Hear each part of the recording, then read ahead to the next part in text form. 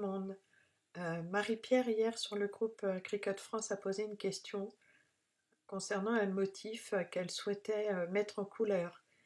Notamment, ça peut être très intéressant pour mettre de la superposition de flex, de vinyle, etc. Enfin, on y fait ce qu'on veut. Donc je vous montre ma façon à moi. Maintenant, c'est bien la mienne.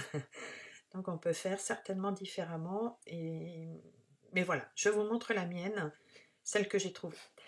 Donc je vais dans un nouveau projet, je fais télécharger.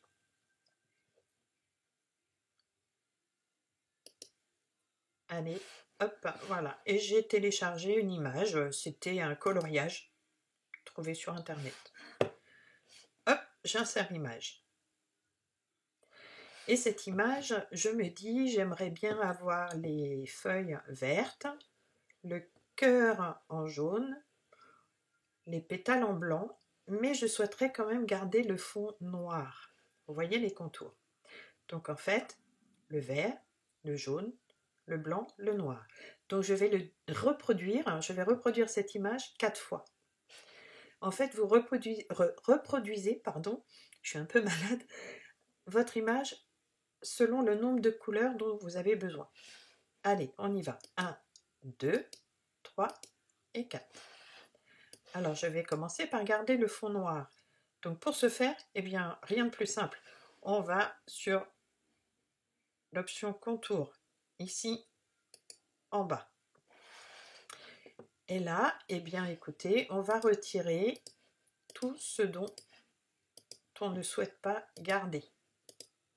Donc, vous cliquez soit directement sur l'image, ou soit ici, voilà, vous voyez ici, ça m'a l'air plutôt bien. En même temps, hop, je vais faire OK. Voilà, donc j'ai mon fond noir. On va faire pareil pour les feuilles. Alors je vais mettre en bas, comme ça on va mieux voir.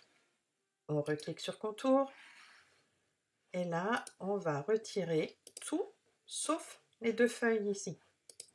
Hop, hop. Alors pareil, soit ici, à droite là, ou soit directement dans le dessin. C'est vraiment vous qui voyez. Et vous voyez en bas, on voit bien qu'il ne reste que les feuilles. Donc c'est OK pour moi. Hop. Après, je vais sélectionner ma couleur. En l'occurrence, je vais la mettre verte. Si on clique sur avancer, on peut également mettre le code hexadécimal d'une couleur spécifique. Si vous l'avez, super, hein, alors ça peut marcher. Vous pouvez trouver sur internet les codes hexadécimaux, par exemple des papiers Stampin' Up ou d'autres collections de couleurs. Moi, ce qui me manque et ce que je souhaiterais voir, c'est une pipette de façon à pouvoir reproduire une couleur par rapport à une autre. Voilà. Alors, allez, on retourne en vert. Moi, ça me plaît bien. Après, vous voyez, vous jouez avec les nuances de vert, ce qui est plutôt sympa aussi. Alors, pour vous donner une idée, là, vous voyez, ça passe derrière, donc pas de souci. On joue avec les calques. Je vous avais déjà fait une vidéo sur le sujet. On clique sur Arranger, Envoyer en avant, et hop, voilà. Ça me plaît bien. Donc après, on va faire le cœur. Donc pareil, on va le mettre en bas, comme ça vous allez mieux voir. Les contours, on va tout retirer, sauf le cœur. Hop, j'essaie d'aller rapidement. Voilà. Et on a le cœur. Bon, on avait dit jaune. Alors, je vais mettre ce jaune-là. Et pareil, vous voyez, hein, on joue avec les calques, hein, envoyer en avant, envoyer en arrière. Ça, c'est assez simple, on va dire. Il faut juste y penser. Et là, eh bien, on va faire les pétales. Allez, Corinne. Hop, contour. Et là, c'est ça. On laisse que les pétales. Voilà. Et en blanc, hein. Après, vraiment, vous mettez la couleur que vous voulez. Vous pouvez cliquer sur avancer. Vous mettez un peu la couleur que vous souhaitez. Tout va bien. Après, hop, on clique sur arranger, envoyer en avant. Et voilà. Bon, bah écoutez, c'est une super fleur. pour moi qui peut être une très belle superposition, soit de flex ou de vinyle.